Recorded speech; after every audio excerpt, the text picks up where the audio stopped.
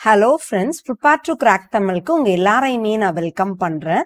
இந்த வீடியோல நம்ம என்ன பார்க்க போறோம் அப்படின்னு பாத்தீங்கன்னா IBPS RRB PO எக்ஸாம் வந்து நம்ம நாளையில இருந்து ஸ்டார்ட் ஆகுது. ஸோ இந்த எக்ஸாம்ல பாத்தீங்கன்னா இந்த இயர் புதுசா செக்ஷனல் டைமிங் கொண்டு வந்திருக்காங்க. ஸோ அதை எப்படி மேனேஜ் பண்ணலாம் அண்ட் லாஸ்ட் மினிட்ல நீங்க ஞாபகம் வச்சுக்க வேண்டியது என்னென்ன விஷயம், அதாவது லைக் என்ன சொல்றது, உங்களோட சப்ஜெக்ட் ஓரியன்டா இல்லாம நீங்க என்னென்ன டிப்ஸ் நீங்க தெரிஞ்சு வச்சுக்கணும் அப்படிங்கறது எல்லாமே நான் இந்த வீடியோல உங்களோட ஷேர் பண்றேன். Okay fine. ஸோ இந்த விஷயம் தெரியாதவங்களுக்கு அது என்ன அப்படிங்கறத நான் சொல்லிடுறேன். செக்ஷனல் டைமிங் அப்படிங்கிறது வந்து இது வரைக்கும் RRB POல ப்ரிலிம்ஸ் லெவல்ல இருந்ததே கிடையாது. அதாவது நம்ம RRB PO பொறுத்த வரைக்கும் ரீசனிங் அண்ட் மேக்ஸ் ஆப்டிடியூட் இவ்வளவுதான் இருக்கும். இங்கிலீஷ் அப்படிங்கிறது ப்ரிலிம்ஸ் லெவல்ல இருக்காது. இதுக்கு 40 மார்க்ஸ் அண்ட் மேக்ஸ்க்கும் 40 மார்க்ஸ். இந்த இயர் போன இயர் வரைக்கும் ரெண்டுக்கும் சேர்த்து 45 மினிட்ஸ் கொடுத்துருப்பாங்க. ஸோ இந்த செக்ஷனுக்கும் மாறி மாறி போய் லைக் எப்படி சொல்றது, சில பேருக்கு நிறைய பேருக்கு ரீசனிங் ஈஸியா ஃபீல் பண்ணுவாங்க. அதை எவ்வளவு சீக்கிரம் முடியுமோ முடிச்சுட்டு மேக்ஸ்க்கு மேக்ஸிமம் டைம் ஸ்பெண்ட் பண்ணி அதை அவங்களுக்கு மார்க் ஸ்கோர் பண்றதுக்கு ரொம்ப ரொம்ப ஹெல்ப்ஃபுல்லா இருந்திருக்கும் போன இயர் வரைக்கும் இருந்த காம்போசிட் டைமிங். பட் இந்த இயர் அப்படி கிடையாது. இந்த இயர் ரீசனிங்க்குன்னு சொல்லிட்டு ஒரு 25 மினிட்ஸ் டைமிங் கொடுத்துருக்காங்க அண்ட் மேக்ஸ்க்குன்னு 20 மினிட்ஸ் கொடுத்துருக்காங்க. 25 மினிட்ஸ் எந்த செக்ஷன் வேணாலும் ஃபர்ஸ்ட்ல அவங்க ஸ்டார்ட் பண்ணலாம். மேக்ஸ்லயும் ஸ்டார்ட் பண்ணலாம், ரீசனிங்லயும் ஸ்டார்ட் பண்ணலாம். 25 மினிட்ஸ் முடிஞ்சோடனே இந்த விண்டோ க்ளோஸ் ஆயிட்டு மேக்ஸ் ஓப்பன் ஆகும். மேக்ஸ் ஃபர்ஸ்ட்ல ஸ்டார்ட் ஆச்சுன்னா 20 மினிட்ஸ் முடிஞ்சோடனே ரீசனிங் ஸ்டார்ட் ஆகும். இதுதான் இந்த இயர் 2024 பேட்டர்ன் வந்து அப்டேட் ஆயிருக்கு. இதுதான் இது எல்லாருக்குமே தெரிஞ்சிருக்கும். ஸோ இதை எப்படி அப்ரோச் பண்ணலாம் அப்படிங்கறது தான் நான் இப்போ உங்களுக்கு ஷேர் பண்ண போறேன். Okay fine. ஸோ இப்போ ஃபர்ஸ்ட் ஃபார் எக்ஸாம்பிள் உங்களுக்கு ரீசனிங் தான் வருது அப்படின்னு வச்சுக்கோங்க. ஃபர்ஸ்ட் செக்ஷன் வந்து உங்களுக்கு ரீசனிங் ஓப்பன் ஆகுது அப்படின்னா நீங்க அதை எப்படி அப்ரோச் பண்ணணும் அப்படின்னு சொல்றேன். we have so much of topics. அதுல மேபி நீங்க வந்துட்டு இப்ப சிலாஜிசம் வருது, ஆரல் கோடட் இன்இக்வாலிட்டி வருது, இல்ல அப்படின்னா சம் மிசலேனியஸ் ப்ராப்ளம்ஸ் லைக் அது மிசலேனியஸ் ப்ராப்ளம்ஸ்னா உங்களுக்கே தெரியும், இதுக்கு பதிலாக இதை கோட் பண்ணியிருப்பாங்க, அந்த மாதிரி ப்ராப்ளம்ஸ். இல்லைன்னா கோடிங் டீகோடிங் வருது, இந்த மாதிரி சம்ஸ் எல்லாமே வருதுன்னா இதெல்லாமே ஆல்மோஸ்ட் இட்ஸ் வெரி ஈஸி. இது எல்லாத்துலயுமே உங்களுக்கு ஃபுல் மார்க் எடுக்க மாதிரி இருக்கிற டாபிக்ஸ் தான். ஸோ இதுல இருந்து கொஸ்டின்ஸ் நீங்க பார்க்கும்போது வருதுன்னா இது எல்லாமே ஸ்கிப்பே பண்ணாம கண்டிப்பா ஃபர்ஸ்ட் வந்து இதை அட்டன் கண்டிப்பாவே நீங்க பண்ணிடுங்க. ஓகேங்களா? இது அதாவது இதுல எது வந்தாலும் ஃபார் எக்ஸாம்பிள் ஃபர்ஸ்ட் 5ல கோடிங் டிகோடிங் இருக்குன்னா please attend it. Or first 5ல கோடட் இன்இக்வாலிட்டி இருக்கு, ஆர் சிலாஜிசம் இருக்கு, இல்லைன்னா மிசலேனியஸ் ப்ராப்ளம்ஸ் லைக் இந்த மாதிரி ஒரு டேபிள் வச்சு கொடுத்துருப்பாங்க, or this is coded as, அந்த மாதிரி ப்ராப்ளம்ஸ் எல்லாம் வருதுன்னா டெஃபினட்டாவே ஃபர்ஸ்ட் செட்ல அதை அட்டன் பண்ணிடுங்க. ஏன்னா அது உங்களுக்கு நிறைய டைம் எடுக்காது. நீங்க இதுல கான்செப்ட்ஸ் எல்லாம் கிளியரா இருப்பீங்க அப்படிங்கிற நம்பிக்கையில நான் சொல்லிட்டு இருக்கேன். If you are not clear with the concepts, நீங்க எதுல கிளியரா இருக்கீங்களோ அதுக்கு ஃபர்ஸ்ட் போங்க. பட் ரொம்ப கான்செப்ட்ஸ் எல்லாமே தெளிவா இருக்கிறவங்களுக்கு நான் சொல்றேன், இதை வந்து ஃபர்ஸ்ட் செட்டை அட்டன் பண்ணி முடிச்சிருங்க. இது முடிச்சதுக்கு அப்புறமா பிளட் ரிலேஷன், அடுத்தது டைரக்ஷன் சென்ஸ் ரிலேஷன் கொஸ்டின். ஏன்னா இது வந்து பெருசா நீங்க யோசிக்கிற மாதிரி இருக்காது. ஃபிராக்ஷன் ஆஃப் செகண்ட்ஸ்ல இந்த சம்ஸ் எல்லாமே போட்டுடலாம். பிளட் ரிலேஷன் டைரக்ஷன் சென்ஸ் வந்து கொஞ்சம் லைட்டா யோசிக்கணும், கொஞ்சம் கால்குலேஷன்ஸ் இதெல்லாம் வரும் டைரக்ஷன்ஸ்னா. ஸோ இதை வந்து செகண்ட் செட்டா வச்சுக்கோங்க. ஓகேங்களா? இதை செகண்ட் செட்டா வச்சுக்கோங்க. லாஸ்ட்ல தேர்ட் செட்டா தான் நீங்க எதை வச்சுக்கணும்னா நம்ம சீட்டிங் அரேஞ்ச்மெண்ட், பசில்ஸ் அண்ட் இதுக்கு தான் உங்களுக்கு மேக்ஸிமம் மார்க்ஸும் இருக்கும். இதுலதான் உங்களுக்கு 15 to 20 மார்க்ஸ் வரைக்கும் இந்த சீட்டிங் அரேஞ்ச்மெண்ட் பசில்ஸ்ல இருந்து தான் உங்களுக்கு மேக்ஸிமம் கேட்டிருப்பாங்க. ஸோ இதை வந்து தேர்ட் செட்டா வச்சுக்கோங்க. ஓகேங்களா? இந்த இவ்வளோ நான் சொன்னேன் இல்லையா, இந்த first set and second set வந்து நீங்க மேக்ஸிமம் பாத்தீங்கன்னா ஒரு 5 மினிட்ஸ்லயே மேக்ஸிமம் முடிக்க ட்ரை பண்ணிருக்கணும். ஓகேங்களா? அப்போ இந்த ரிமைனிங் இருக்கிற இவ்வளோத்துக்கும் உங்களுக்கு 20 மினிட்ஸ் இருக்கும்.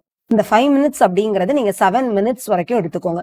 ஃபார் எக்ஸாம்பிள் இப்ப ஃபர்ஸ்ட் 5 கொஸ்டின் சிலாஜிசம் இருக்கு, அடுத்தது ஒரு சீட்டிங் அரேஞ்ச்மெண்ட் கொஸ்டின் வருதுன்னா அதை ஸ்கிப் பண்ணிடுங்க. பண்ணிட்டு இந்த மாதிரி ஆர்டர்ல பண்ணீங்கன்னா உங்களுக்கு இன்னும் ஃபாஸ்டரா பண்ண முடியும். ஓகேங்களா?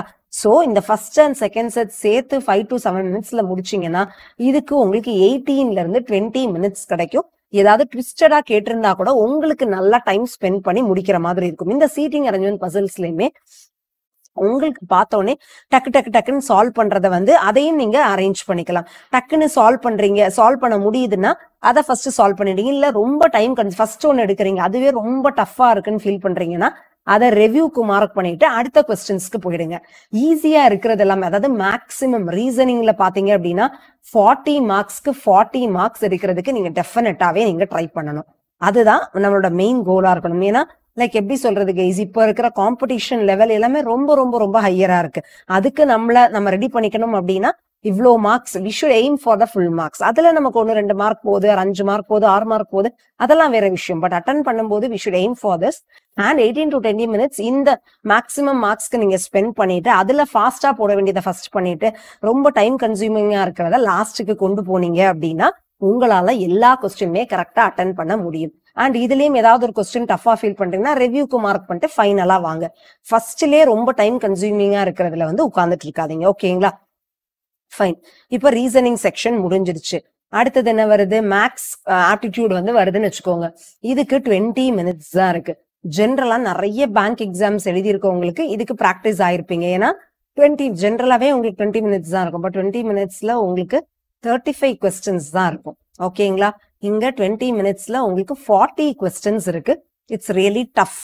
டஃப் அப்படிங்கறத விட கொஞ்சம் சேலஞ்சிங்கா தான் இருக்கும். பட் இதையும் நம்ம வந்து ஒரு ப்ராப்பரா பிளான் பண்ணிக்கிட்டோம்னா ஈஸியா அடிச்சு தூக்கிடலாம். ஓகேங்களா? இதுலயும் பாத்தீங்கன்னா ஃபர்ஸ்ட் செட் அப்படிங்கிறது சிம்பிளிஃபிகேஷன், குவாட்ராட்டிக் ஈக்குவேஷன், இது இந்த 2 இருக்கு இல்லையா? இதை வந்து நீங்க ஃபர்ஸ்ட் செட்டா எடுத்துக்கோங்க. சம்டைம்ஸ் உங்களுக்கு சிம்பிளிஃபிகேஷனே 5 மார்க்ல இருந்து 15 மார்க் வரைக்கும் கேட்பாங்க. குவாட்ராட்டிக் ஈக்குவேஷன் கேட்கலாம், கேட்காமலும் போகலாம். கேட்டாங்கன்னா அதுவும் 5 மார்க் வரைக்கும் கேட்பாங்க. சம்டைம்ஸ் இதுவே உங்களுக்கு 20 மார்க்ஸ் வரைக்கும் கூட கேட்டுருவாங்க. பட் இந்த டைமிங்ஸ் நான் அப்புறம் சொல்றேன். இதுக்கு அடுத்தது எடுத்துக்கிட்டீங்கன்னா உங்களுடைய லைக் எப்படி சொல்றது பிராக்டிஸை பொறுத்தது. நம்பர் சீரீஸ் வந்து நீங்க ரொம்ப திணறவங்களா இருந்தீங்கன்னா அதை லாஸ்டா வச்சுக்கோங்க.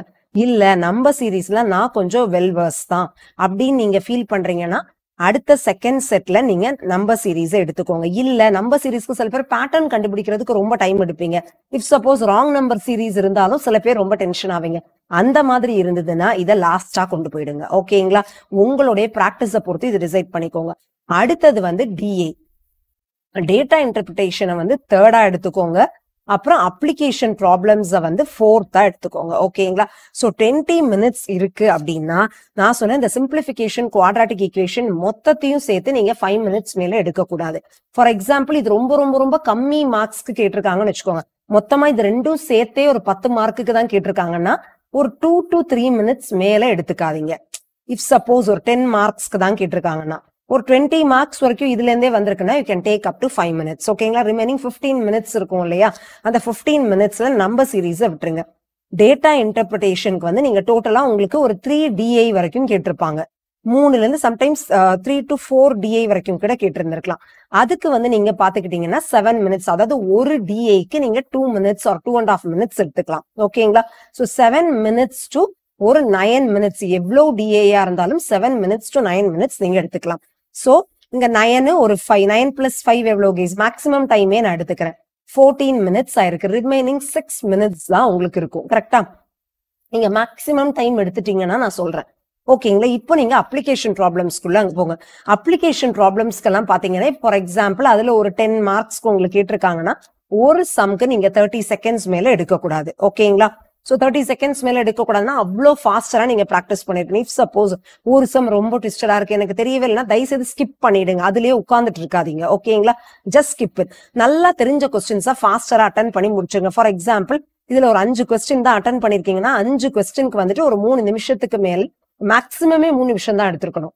ஓகேங்களா? உங்களுக்கு ஒரு மேக்ஸிமம் ஒரு 2 to 3 minutesக்குள்ள முடிச்சு. 5 கொஸ்டின் தான் தெரியுது. 5 கொஸ்டின் உங்களுக்கு தெரியவே இல்லைன்னா தயவுசெய்து தப்பா கெஸ் ஒர்க் பண்ணாதீங்க. நான் 5 மார்க்குக்கு இவ்வளவு நேரம் கரெக்டா எழுதிருந்ததுக்கும் சேர்த்து உங்களுக்கு நெகட்டிவ் மார்க்ல போகும். அது தேவையில்லாத விஷயம்.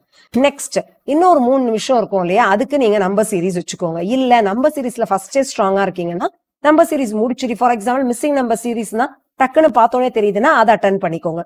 நீங்க அட்டன் பண்ணும் போதே ஒரு ஆர்டர்ல வரும் இல்லையா? இப்போ 1 2 3 4 வருதுல, ஃபர்ஸ்டே சிம்பிளிஃபிகேஷன் இருந்தா அட்டன் பண்ணிடுங்க. இல்ல ஃபர்ஸ்டே டிஏ வருதுன்னா ஜஸ்ட் ஸ்கிப் இட். பிகாஸ் இதெல்லாம் நீங்க ஃபாஸ்டரா முடிக்க முடியும். இந்த மாதிரி நீங்க கொஞ்சம் ஒரு அனாலிசிஸோட போனீங்க அப்படின்னா உங்களால ஓரளவுக்கு 20 minutesல எல்லாத்தையுமே கம்ப்ளீட் பண்ண முடியும். ரொம்ப வெல்வர்ஸா இருக்கீங்கன்னா அப்ளிகேஷன் ப்ராப்ளம்ஸ் முடிச்சுட்டு நம்பர் சீரிஸ் முடிக்கும் போது எல்லா சம்ஸுமே கூட உங்களால முடிக்க முடியும். அண்ட் டிஐலயுமே பாத்தீங்கன்னா 3 to 4 டிஐ இருக்குன்னா ஒரு டிஐ ரொம்ப டைம் ஃபர்ஸ்ட் எடுக்கிற டிஐயே டைம் கன்சூமிங்கா இருக்குன்னா அதுலயே உட்கார்ந்து இருக்காதீங்க. Immediately skip and go to the next DI. ஓகேங்களா?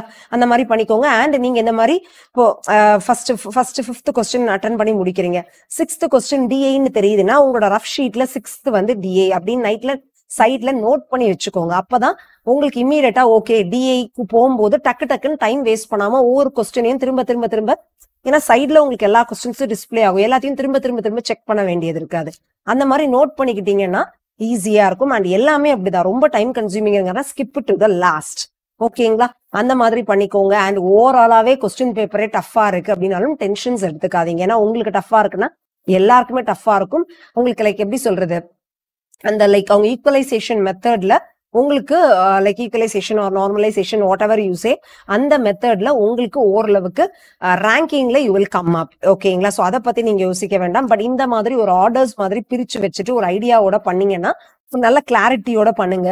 அண்ட் ஃபார் எக்ஸாம்பிள் இந்த சிம்பிளிஃபிகேஷன் குவாட்ரேட்டிக் பண்ணும்போது ஒரு சிம்பிளிஃபிகேஷனுக்கு வந்து உங்களுக்கு ஆன்சரே வரலன்னா டென்ஷன் ஆகாதீங்க, ஜஸ்ட் ஸ்கிப் இட். அதுக்காக தப்பான ஒரு ஆன்சரை மார்க் பண்ணாதீங்க. அதுவும் ரொம்ப ரொம்ப இம்பார்ட்டன்டான விஷயம். பிகாஸ் எல்லாத்துக்குமே நெகட்டிவ் மார்க் இருக்கு. ஓகே, சோ இதுலயும் பாத்தீங்க அப்படின்னா நீங்க இப்ப மேக்ஸ பொறுத்த வரைக்கும் நீங்க 30+ கரெக்ட் கொஸ்டின் நீங்க அட்டன் பண்ணிட்டீங்கனாலே அவ்வளவுதான், நீங்க வின் பண்ணிட்டீங்கன்னு அர்த்தம். பிகாஸ் மேக்ஸ பொறுத்த வரைக்கும் கொஞ்சம் முன்ன பின்னதான் இருக்கும் ரீசனிங்ல, பட் அப்படி இல்ல, definitely you can score good marks. But மேக்ஸ பொறுத்த வரைக்கும் 30+ கரெக்டா அட்டன் பண்றதுக்கு யூ ஷுட் எய்ம். ஓகேங்களா? அதை கண்டிப்பாவே உங்களுக்கு முடிகிற அளவுக்கு ட்ரை பண்ணீங்கன்னா you can go through.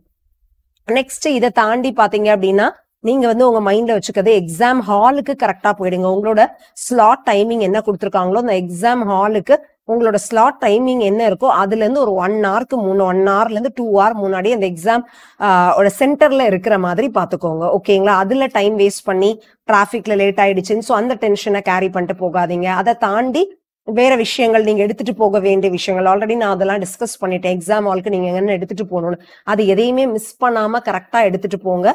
Free மைண்டோட போங்க. இப்போ ஃபார் எக்ஸாம்பிள் ஃபர்ஸ்ட் உங்களுக்கு ரீசனிங் வருது, நான் உங்களுக்கு சொன்ன மாதிரி நீங்க 40 மார்க்ஸ் எய்ம் பண்ணிட்டு போறீங்க. பட் ரீசனிங் ரொம்ப ரொம்ப ரொம்ப டஃபா இருக்கு, உங்களால 30 கொஸ்டின் தான் கரெக்டாவே அட்டன் பண்ண முடியுதுன்னா அந்த டென்ஷனை மேக்ஸ் ஆப்டிடியூட் செக்ஷனுக்கு கேரி பண்ணிட்டு போகாதீங்க. பிகாஸ் அகைன் திரும்பவும் சொல்றதா, உங்களுக்கு டஃபா இருந்ததுன்னா எல்லாருக்குமே டஃபா இருக்கும். ஃபர்ஸ்ட் ரேங்கே 30 மார்க்குங்கிறத கூட அவங்க ஃபிக்ஸ் பண்ணி வச்சிருந்திருக்கலாம். ஓகேங்களா? அந்த ஸ்லாட்டுக்கு. சோ அந்த மாதிரி டென்ஷன்ஸ் எடுத்துக்காதீங்க. சோ ஒரு செக்ஷன் ரொம்ப டஃபா இருக்குன்னா அது அப்படியே மேக்ஸ் ஆப்டிடியூடு எனக்கு டஃபா தான் இருக்கும் அப்படின்னு ஒரு மைண்ட் செட்டோடயே போயிட்டு வர சம்ஸ் ஈஸியா உங்களால போடக்கூடிய சம்ஸை கூட உங்களோட அந்த டென்ஷனான ஒரு மைண்டால அதை விட்டுறாதீங்க. ஓகேங்களா? சோ இந்த மாதிரி சின்ன சின்ன மேக்ஸிமம் யூ பி கூல். ரொம்ப கூலா இருந்தீங்கனாலே எல்லா சம்ஸையும் நம்மளால ஈஸியா அட்டம் பண்ண முடியும். ஓகே, சோ இதுதான் நான் உங்களுக்கு ஜென்ரலா கொடுக்க வேண்டிய டிப்ஸ் கொடுத்துட்டேன் நம்புறேன். உங்களுக்கும் யூஸ்ஃபுல்லா இருந்துச்சு அப்படின்னா you can share with your friends too. Okay, so that's it. மறக்காம நம்மளோட சேனலுக்கும் சப்ஸ்கிரைப் பண்ணிக்கோங்க. தேங்க்யூ.